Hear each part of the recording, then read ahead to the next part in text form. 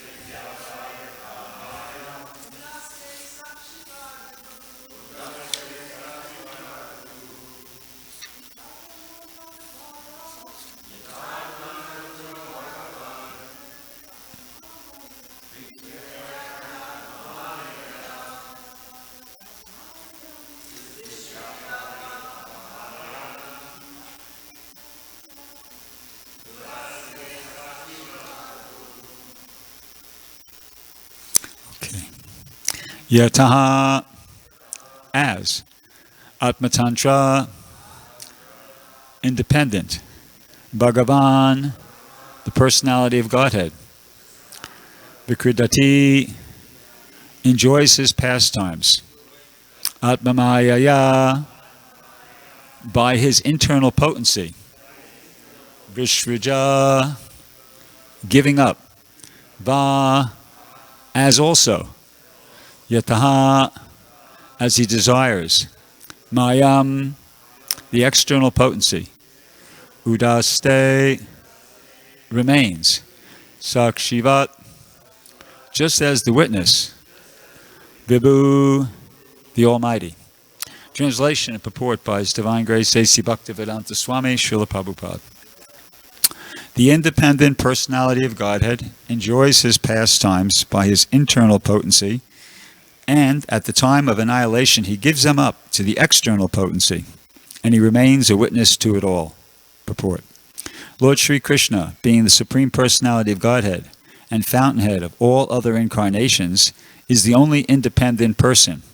He enjoys his pastimes by creation as he desires and gives them up to the external energy at the time of annihilation. By his internal potency only, he kills the demon Putana, even though enjoying his pastimes in the lap of his mother Yasoda. And when he desires to leave this material world, he creates the pastimes of killing his own family members, Yadukula, and remains unaffected by such annihilation. He is the witness of everything that is happening, and yet he has nothing to do with anything. He is independent in every respect. Maharaj Bhrgupati desired to know more perfectly, for a pure devotee ought to know well. Om Ganatamadandasya Jananjana Shalakaya Chakshura Militam Yena Tasmai Shri Gurave Namaha Shri Chaitanya Manobishtam Stapitam Yena Bhutale Swayamrupa Karamayam Dadati Swaparantikam. So, Maharaj Bhrgupati is speaking here, and this verse is coming just after a whole long series of questions that he asks Sukadeva Goswami. And the final question, which will be tomorrow's verse, in the final question he says, if there's anything I missed, please tell me about that. So it's actually, if there's anything I missed, Maharaj Bhrgupati is saying to Sukadeva Goswami in tomorrow's verse, after he's asked maybe like a couple dozen questions here, one after the other. And then he concludes by saying, and if there's anything I missed, please, you just, fill me in on that as well. Okay?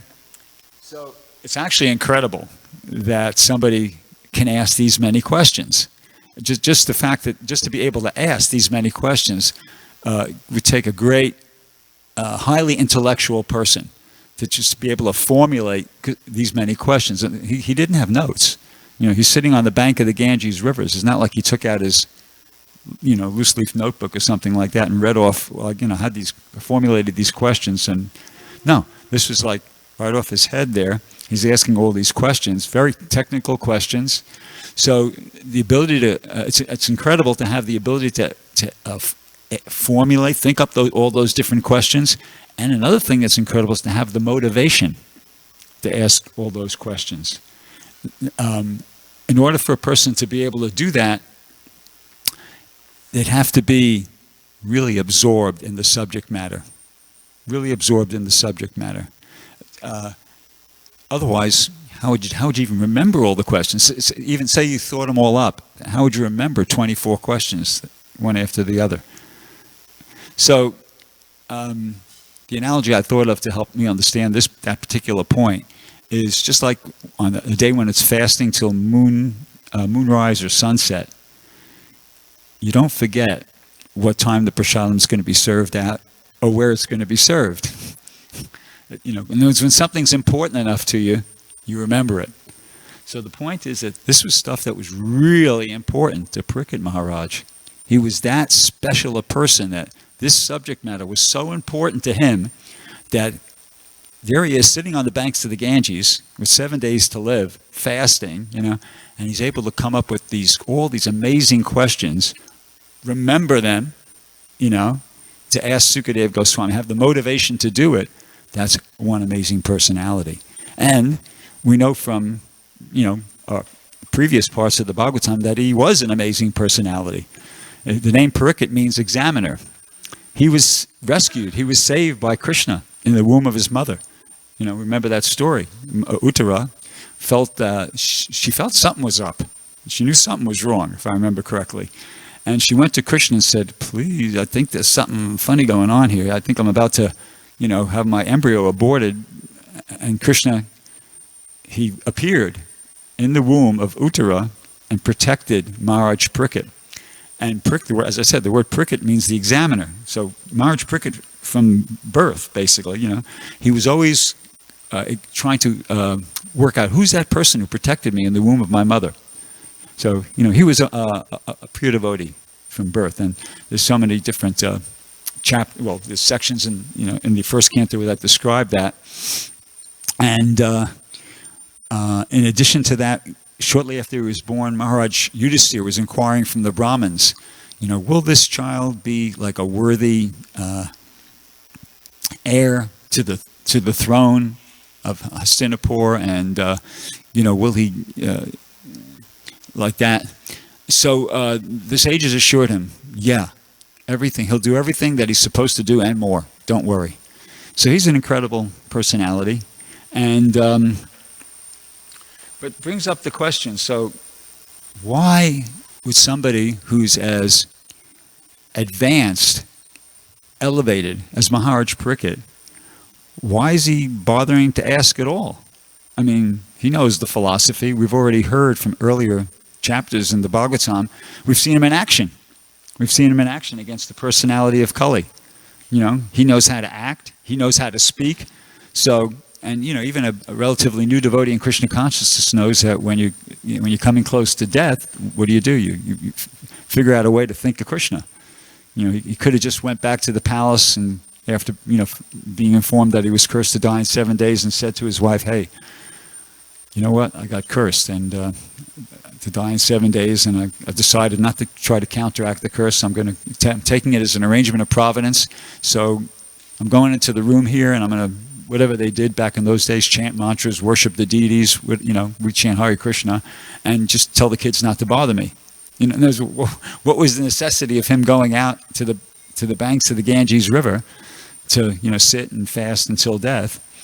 Well, it was part of a bigger arrangement. That's because he was being used as an instrument for the Srimad Bhagavatam to be spoken. It's part of this big. Going into seclusion is not bogus. Bhaktivinoda Thakur, for the last few years of his life, he withdrew from active life, interacting, and he just went into his bhajan kutir, and he just was intensely engaged in bhajan for the last period of his life there. So it's not like that's bogus, but that wasn't Maharaj Parikshit's program. He was chosen to be an instrument for giving the Srimad Bhagavatam to the world in general, and that's really significant, and it's really important. What he did, because this whole process, it's this whole interaction.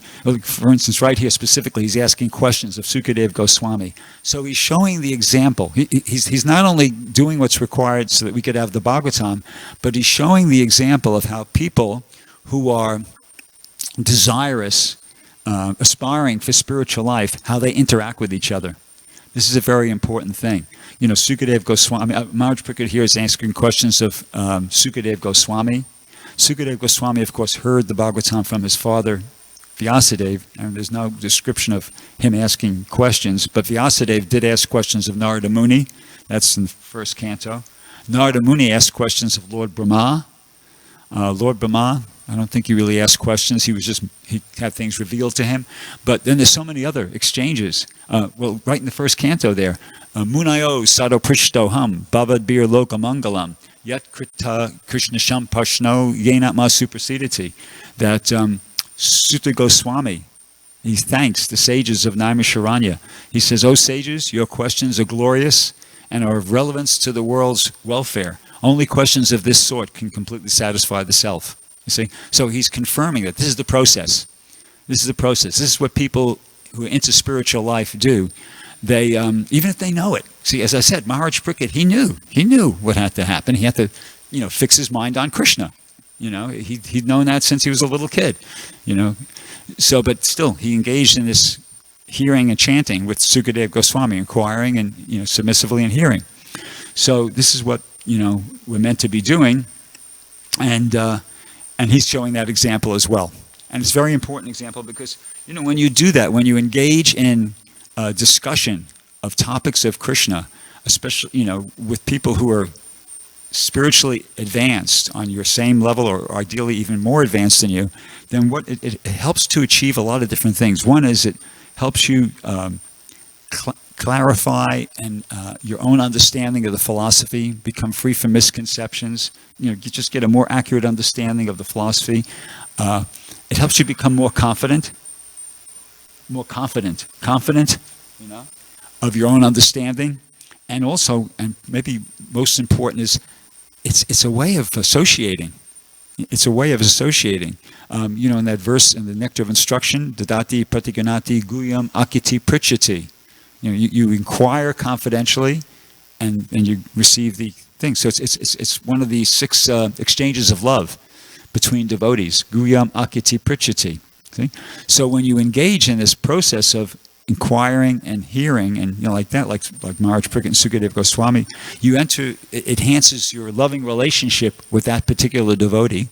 Okay, that's there for sure.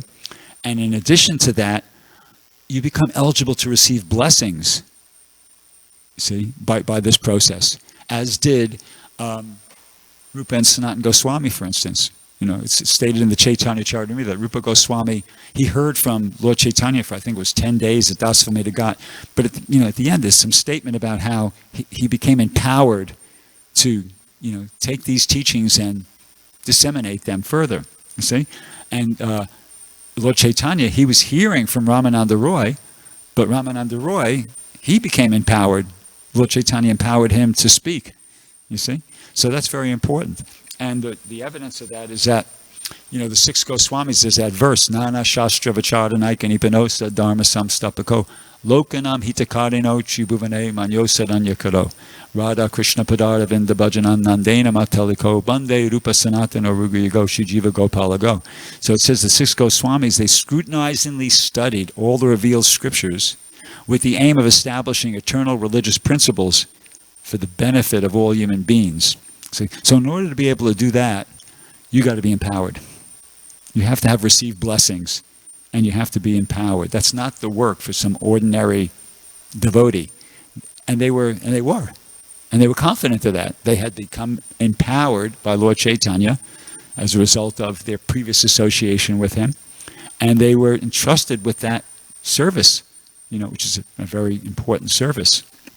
So they were able to do it. So these are the fruits, or the benefits, or the benedictions of being humble and doing this intelligent thing of associating with the devotees, talking about the philosophy. What's that verse? Mach jita mat gita prana buddhayantas parashparam katayantas chamam nicham tushanti cha ramanti cha. Krishna says in the Bhagavad Gita, the thoughts of my pure devotees dwell in me, their lives are surrendered unto me, they derive great satisfaction and bliss, enlightening one another and conversing about me. See, and that's the format. The format is that the junior devotee inquires from the senior devotee, and the senior devotee answers, and they discuss, and both benefit. And that verse I quoted from the first canto, Munayo Saraprishtam, that's not the only verse like that. That's the only one I could quote for you, unfortunately. But there's many verses like that, where the speaker, after being inquired from, thanks the person. He thanks Narada Muni, thanks Vyasadeva, or this one thanks that one. Thank you for the questions. You see, because they know. They know that this is good, this is auspicious, this is what we're supposed to be doing. And thank you for giving me the opportunity to speak about Krishna. You see? So it's a very important point. So now, today's verse. Okay, so it's saying here that the independent personality of Godhead enjoys his pastimes by his internal potency, and at the same time, and at the time of annihilation, gives them up to the external potency, and he remains a witness to it all. So, an analogy came to my mind to kind of and Prabhupada sort of reiterates that point here in the purport. He enjoys his pastimes by creation as he desires and gives them up to the external energy at the time of annihilation. So I feel I would have been being remiss in my duty as the speaker to not address this point, which comes up both in the translation, and Prabhupada repeats it practically word for word in the purport. He gives up these pastimes at the time of annihilation. He gives them up to the external energy. So my understanding of that is this, that, okay, so hypothetical situation. An elevated sannyasi comes to New Dwarka. Somebody like Radhanath Maharaj, Devamrita Swami, or Vaisheshika, somebody like that, some elevated spiritual personality. So they come and they get involved to a certain extent. They get involved with what's going on here. Of course, they're involved with the kirtans, and they might even, participate in. If one of them was here this coming Saturday, they'd probably participate in the Gundicha Marjana or whatever. When they come for Rath Yatra, they take part in everything and they're involved. But they're involved, but they're not kind of like entangled. In other words, they're here, they're in New Dwarka, but they're not of New Dwarka. If you know what I mean. You see, they're primarily here to enlighten, inspire. You see, and while they're here doing that, they get involved. To a certain extent, and then when they leave, when it's time for them to go to the next place, off they go, and there's no hard feelings, and they don't feel like, that's the nature of the thing. So that's Krishna. Krishna's doing that too. Krishna enters into the material world. He's got his program. The material world is here for a particular reason. It's like an educational institution for the conditioned souls, and the conditioned souls have their what they have to do, what they have to experience. But Krishna is on a different level. You see, he comes, he does his pastimes, and for the purpose of also enlightening and inspiring conditioned souls to try to come up and take to devotional service. And then when he's done that sufficiently, off he goes. And even to the point where the entire universe might wind up, but that's okay. He's okay. It might sound a little callous, but this Krishna is perceiving things from an entirely different transcendental perspective. Just to give a little analogy of what I mean by that, there's that pastime where Indra, he became cursed by somebody, I can't remember who, to become a pig. So he became a pig. And as a pig, he had a wife, and he had kids, and he was getting into it. He was actually absorbed in that whole thing, and he's kind of thinking, well, I got a pretty good setup here. Meanwhile, back at the not the ranch, but back in the heavenly planets, the demigods were thinking like, wait, it's not working here. Okay, Indra got cursed. He's not, but we need him. We need Indra. He's our leader, So we need him to come back here. So they went to Lord Brahma and they said, hey, we're having a problem here. I know he got cursed. He deserved it, but we need him. So Lord Brahma said, okay, I'll take care of it. So he went. He went to where Indra was, Indra the pig, and he says, okay, come on. This is what's going on. You got to come back. And Indra said, no, I can't. I'm sorry. I like it here. I'm attached. I've got my family. I got my wife. I got my kids. And Brahma said, no. And Indra was like attached. So Lord Brahma killed his, right? He killed the wife and family. Now that might sound like, but from the higher perspective, it's just like, so that's what's going on. That's, if you got to meditate on that analogy a little bit. The thing, Krishna's, like he mentions in the purport about Krishna had his own family members. Let me find this. When he desires to leave this world, he creates the pastimes of killing his own family members, the Yadukula, and remains unaffected by such annihilation. So somebody might be thinking, well, what kind of person is that? He's arranging for the killing of his own family members, and he's not affected by it. But this is all a virtual reality. You see, so from Krishna's perspective and from the perspective of an elevated transcendentalist, there's nothing wrong with that. It's kind of, it's all for the spiritual, ultimately for the spiritual upliftment and betterment of all souls involved. Okay? So, now here it mentions in the first sentence of the purport how it says, Lord Sri Krishna, being the Supreme Personality of Godhead and fountainhead of all other incarnations. So the word fountainhead means the origin. I looked it up in the dictionary, fountainhead. Maharaj is training me up well, Fountainhead just means the thing that everything comes from. Now, but in the case of Krishna and the incarnations, Krishna is definitely the fountainhead, but it's not haphazard. There's all these incarnations that are being referred to here. because if you've ever seen a fountainhead, it looks like everything just comes out, and it doesn't look like there's any order to the whole thing, right? But in the case of Krishna, no, there's definitely an order. It's not haphazard. I got prepared a little chart here, which you won't be able to see, but I'll read it to you. So there's an order. Krishna's the fountainhead, but then the next, person in the fountain is Balaram. And then after Balaram, you have a quadruple expansion of Vasudeva, Sankarshan, Pradyumna, and Aniruddha.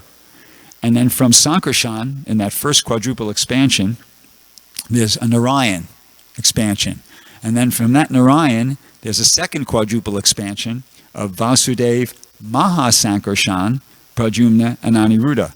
And then from Mahasankarshan, of the second quadruple expansion, you have Mahavishnu, then from Mahavishnu, Garbhodaksha Vishnu, and from Garbhodaksha Vishnu, Kshirodaksha Vishnu. Now, exactly where the billions of other Narayan expansions, because there's unlimited Vaikuntha planets, so they all have a Narayan expansion on them. I'm not sure where they fit in the picture, to be honest with you. I wasn't able to kind of do enough research to come up with that, or the billions of Lakshmis, for instance. But it's not haphazard. Krishna's got some sort of intelligent design behind the whole thing. So that was a point. Then Prabhupada makes this point here about how Krishna's the only independent person. And at the end of the purport, he also makes that point. He's independent in every respect. In other words, you can't mess with Krishna. You can't disturb his program. You can't kill Krishna. You can't defeat Krishna. You can't disrupt Krishna's activities or even disturb him. Nobody has. Nobody's successful. And here's the proof. Putana, Trinavarta, Vatsasura, Bakasura, Agasura, Dhenukasura, Kaliya, Keshi, Sankachuta, Vyomasura, Kuvalayapita, Chanura, Kamsa, Indra, Kalyavana, Jambavan, Bomasura, Banasura, Pundraka, Sisupal, Shalva, Dantavakra, Viduratha, Brahma also was trying to trick Krishna. He didn't try to kill him or anything like that, and the Kauravas. So they were all unsuccessful.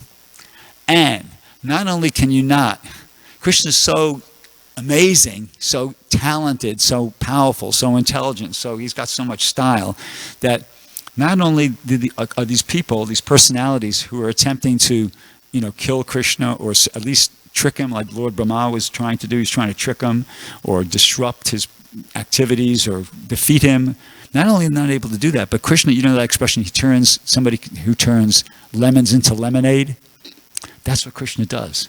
He takes all these situations, which would, to an ordinary person, imagine, like, let's use the classic example, Indra. Okay, Indra's the classic example. Imagine if what Indra was trying to do, he was trying to do it to some ordinary king. Say it was just some king who decided, we're not going to perform this Indra puja, and I don't think it's so that important. And then Indra decided to retaliate against that king, and he sent these Samvartika clouds and et cetera, et cetera. Well, what would happen to that king? That king would have been finished, right? That would have been it. An ordinary king on earth, if Indra decides to kind of try to punish him, he's punished. Indra decided to try to do that to Krishna, and what did Krishna do? Krishna decided, oh yeah? Okay, we'll show you what all your efforts are worth, Krishna, by the way, is a righty, and I asked somebody this question the other day. I said, is Krishna a righty or a lefty? Well, the person said he's a righty. But so with his left hand, Krishna lifted Govardhan Hill. With the pinky of his left hand, Krishna lifted Govardhan Hill. Okay? So, and by doing that, he protected all the residents of Vrindavan. See? So he turned like a potentially catastrophic, devastating situation into like one of the most amazing pastimes in Vaishnav history. You see? And all the residents of Vrindavan were so grateful that Krishna has saved them by lifting the Govardhan Hill with his pinky of his left hand. You see? So he performed this incredible activity, saved their lives, and he turned lemons into lemonade. And there's just like one example like that after another. You see? So Krishna, you can't mess with Krishna. Like Kalyavana thought, there's Krishna on the battlefield, and I got him, So he started running after him with full force, and Krishna effortlessly was just walking, and Kalyavana just couldn't catch him. You see? So, in other words, Krishna is just so amazing that even all these different powerful personalities and all these, they weren't just jumps. These were like powerful, powerful demons, who were very formidable. And to anybody else, they would have been like, very difficult to deal with. They would have been finished. And Krishna just kind of like, no problem at all. Just dispenses with them one after the other like that. So that's the point about Krishna being independent. And so it's making the point that, he's the only independent person. He's independent in every respect. Nobody can control him. But there's that expression. You ever heard that expression? To every rule, there's an exception. Never heard that? Okay, yeah. Okay. Well, it's true. At least it's true in this case, because even to this rule, there's an exception. You can't control Krishna. You can't control Krishna. I'm going to read you how. This is from the Dhammadarastika. It says, to the Supreme Lord, whose form embodies eternity, knowledge, bliss, and whose earrings swing to and fro, who shines beautifully in Gokula, who, due to the offense of breaking the pot of yogurt that his mother was churning into butter and then stealing the butter that was kept hanging from a swing, quickly ran from the grinding mortar in fear of Mother Yasoda, and it was finally caught from behind by her, who ran faster than him. To that Supreme Lord, Sri Damodara, from my humble obeisance, here it comes. He cried and rubbed his eyes again and again with his two lotus hands. His eyes were fearful, and his quick breathing shook the strand of pearls on his neck, which bore 3 lines like a conch shell. To that Supreme Lord, Sri Damodar, whose belly is bound with the ropes of his mother's love. So in other words, she was able to control him. Why? Was she more powerful than Kamsa or Indra? Or no. She was able to do it. He was bound by the ropes of his mother's love. See, she had so much love for Krishna that Krishna allowed himself to be controlled by Mother Yasoda. There's Mother Yasoda. She's trying to tie up Krishna. Why? Is she trying to, be mean to him? No. She's only thinking, I gotta protect Krishna. He's so restless. If I don't do something, if I don't tie him up, he's just going to get into more trouble, and he's probably going to wind up hurting himself. So I got to tie him up. I just, for his own safety, for his own protection, I got to tie him up. And she's determined to tie him up. And Krishna can see that. She keeps going, getting more rope, and it's still not enough. And then finally Krishna goes, okay, yeah, I'll let you tie me up, because I know where you're coming from. I know that you just want to tie me up because you love me and you want to protect me and you don't want to see me get hurt. So, okay, you can tie me up. See? So Krishna's, as it says here, he's bound with the ropes of his mother's love. And then in the next verse it says, and then the next verse we hear it from Krishna. In that verse you're hearing it from Satyavada Muni, okay? And in the next sloka you hear from Krishna. It says, with these super excellent childhood pastimes of Lord Krishna, they drowned the residents of Gokula in pools of ecstasy. In this way, he declared, meaning Krishna, he declared to those absorbed in knowledge of his majesty and opulence, quote, I am conquered only by my pure, loving devotees. With great love, I again offer my obeisances to Lord Damodar hundreds and hundreds of times. So that's Krishna speaking, according to Satyavada Muni. I am conquered only by my pure, loving devotees. So yeah, Krishna is completely independent in every respect. He can't be controlled except by his pure, loving devotees. Right?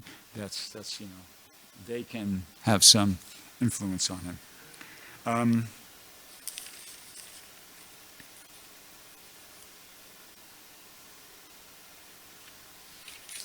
Let's see what the time is.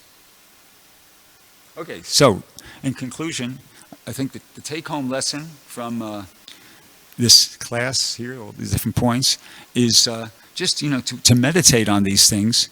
And this is the take-home lesson from this class. I think it's the take-home lesson from the Srimad Bhagavatam. It's the take-home lesson from participating in the Krishna consciousness movement. Is that to meditate on these pastimes, to meditate on this philosophy, and to come to the understanding that, wow, Krishna is really, great, really incredible.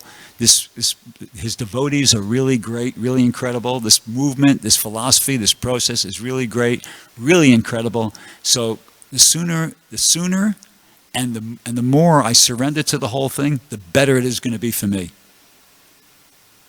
That's a successful, if somebody comes to that understanding as a result of hearing a Bhagavatam class or reading one of Prabhupada's books or whatever, you come to the right point. We should be thinking, this is all perfect. I'm doing exactly this is the best thing a person could possibly be doing with his life. Now, the sooner and the more I can surrender to this, the better it's going to be for me. There's nothing better than this. There's nothing equal to this. Everything is inferior to trying to become a pure devotee of Krishna with this human form of life. So I'll end there. Does anybody have anything they'd like to say? Rabindranath Prabhu. First hand up.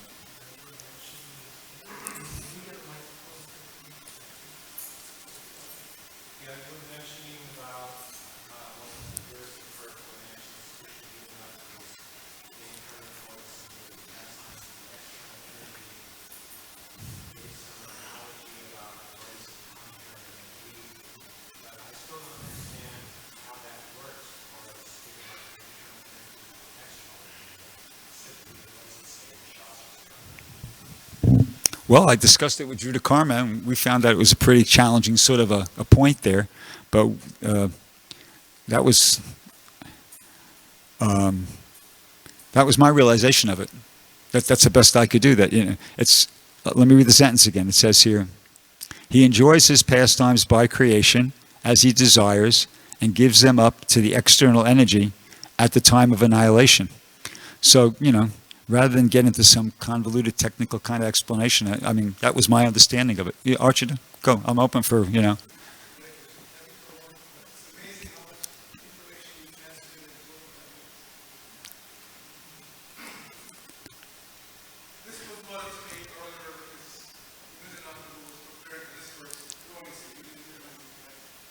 Mm-hmm.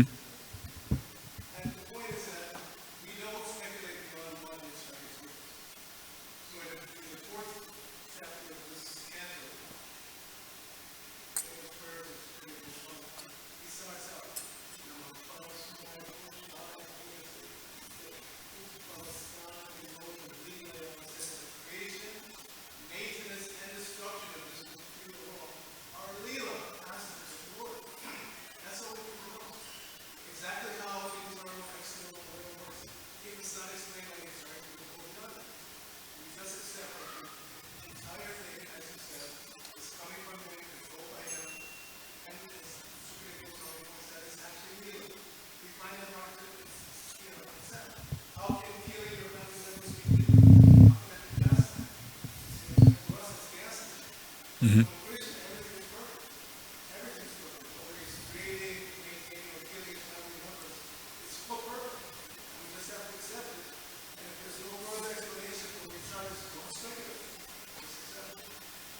Okay, I like that. Anybody else have anything they'd like to say? Ask? Prema Sankirtan?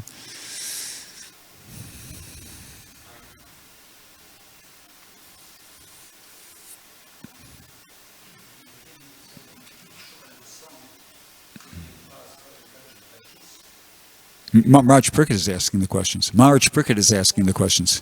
Yeah.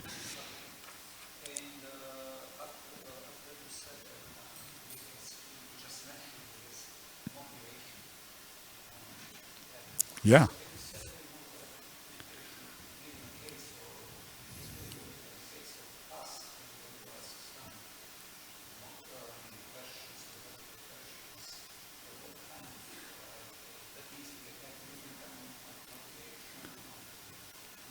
Yeah. Can somebody grab me a Bhagavad Gita real quick? I can use it to answer this question. Most people don't have a motivation to inquire seriously about spiritual life. And there's a verse, if I could find it. See.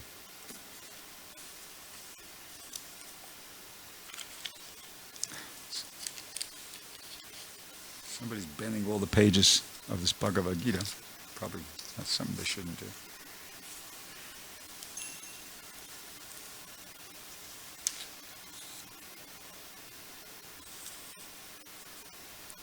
Okay, here we go.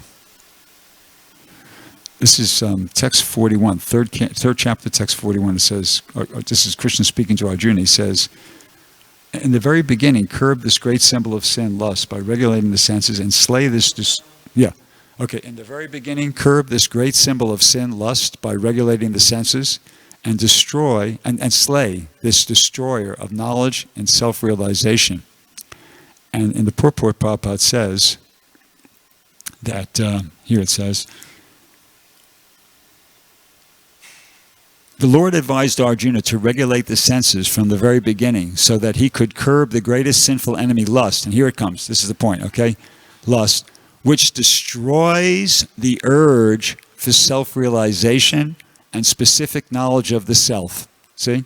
So if we're being influenced by lust, then that destroys the urge for self-realization and specific knowledge of the self. In other words, you're not going to be interested. You're going to lose interest. You see? Avritam jnanam etena. You're going to be covered over and you're going to lose interest. Whereas somebody who's not doing that, somebody who's doing what Krishna says here, in the very beginning, they're curbing the great symbol of sin, lust, by regulating the senses, chanting and coming to the program and following the regulative principles. Then by that process, you'll destroy the lust and you will automatically Tato Brahma Gigyasa, you will have that, your desire to inquire will intensify in proportion to the degree that you, as it says here, curb the great symbol of sin, lust by regulating your senses. Because that's the position, that's the natural thing for the human being to, Tato Brahma, now is the time to inquire about Brahman. You see, but we won't if we're influenced by lust. Yeah.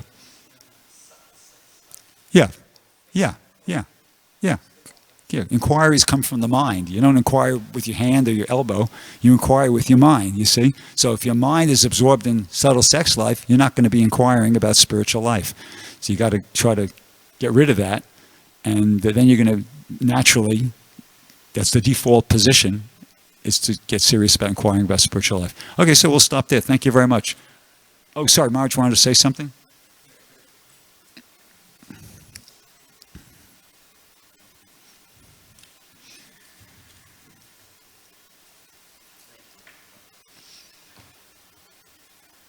Thank you.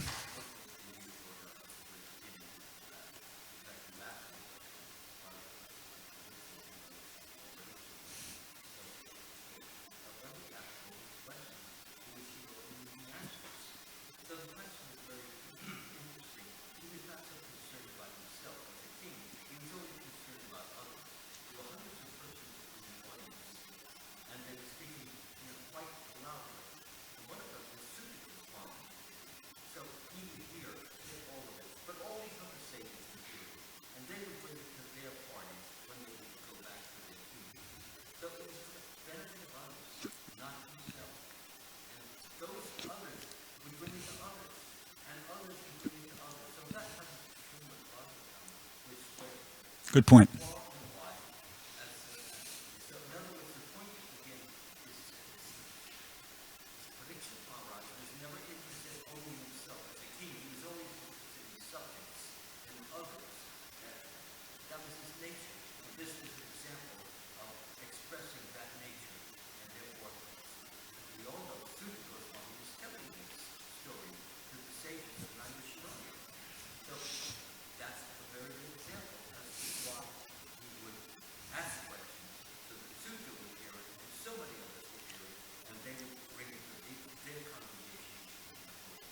Yeah, the knowledge gets amplified. And this is a very good example of that. I tried to say what you just said in class, but I couldn't quite get it out. So you just said it, and better.